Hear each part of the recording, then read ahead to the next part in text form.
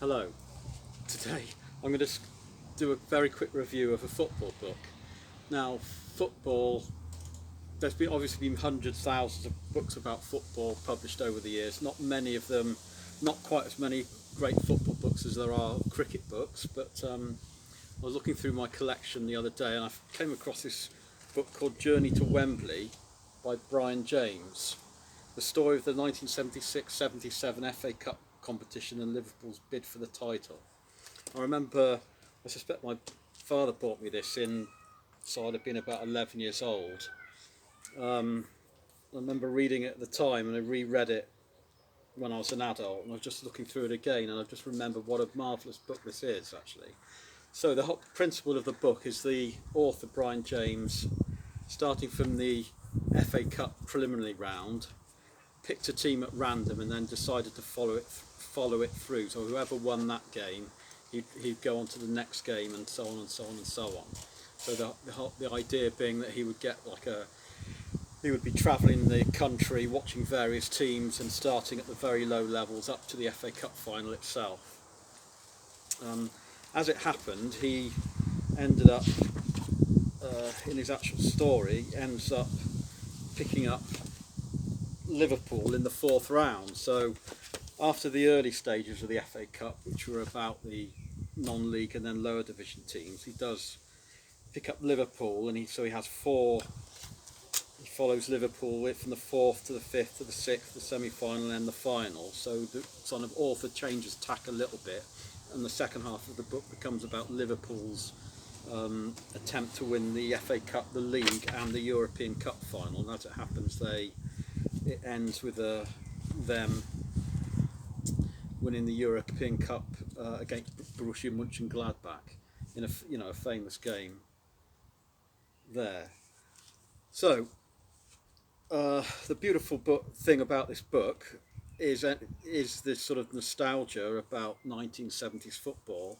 And I think I just remember at the time, and certainly now, probably the first half of the book where he's visiting these non-league sides is really, really wonderful. And he writes in some depth about the games and the people involved with the teams. It's not trivial at all. There's a lot of writing here. It's very, very well written. So he starts with Hinckley Athletic versus Tividale, and he goes on through Oldbury United, Tividale against Hendersford United, Telford United, Matlock against Wigan, Mansfield Town against Matlock Town. That was of interest to me, obviously, because, well, not obviously, but coming from my father supporting Mansfield Town, and the first league football match I ever went to was at Mansfield, so that was some interest there. And actually, as it happens, Mansfield got beaten at home by Matlock Town in this match. It's one of the few games they lost that season. One of the great things about the book is the photos. So, there's some great black and white photos of little non-league grounds in the 1970s. They're wonderfully evocative. There's Matlock Town, people just sort of randomly watching, well, not randomly, but people watching Matlock Town. And there's Matlock there. There's that castle on the top of a hill there, which makes it a beautiful picture.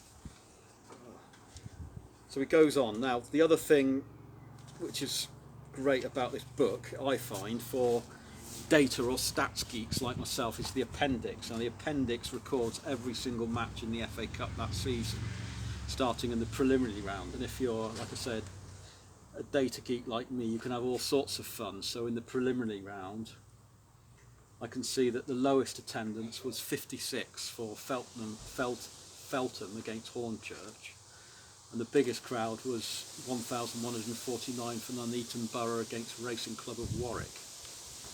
And then in the preliminary round, I look at the sort of teams in the southwest where I was brought up.